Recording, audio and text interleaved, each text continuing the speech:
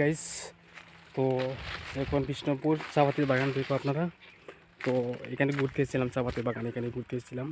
তো বিকাল দিকে ভালো হতো, লেকিন এটা কাজ ছিল, এই জন্য তাড়াতাড়ি একটু ঘুরতে এলাম। অনেকদিন পরে এলাম বিষ্ণুপুর। এখানে অনেক সুন্দর সুন্দর চাপাতি বাগান হয়েছে, দেখুন তো আপনারা।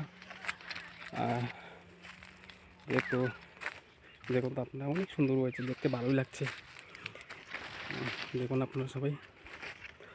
আর অনেক রৌদ্র উঠেছে, দেখতেও কীরকম লাগছে, মানে ভালো লাগছে না, অনেকটা রৌদ্র উঠে গেছে, শরীরটা পুরা কেমে গেছে। এ দেখুন তো, অনেক সুন্দর এই বাগানটা বিষ্ণুপুর। আপনারা যে এখানে আসতে পারো, অনেক সুন্দর, সত্যি বলছি অনেক সুন্দর দেখতে, অনেক বড়। যেহেতু আমরা এই সামনের দিকে যেতে পারবো না, কারণ এখানে অনেক রৌদ্র এসছে, তো তাই এখানে যেতে পারবো না। সামনেই দিকে দেখাচ্ছে আপনাকে। আর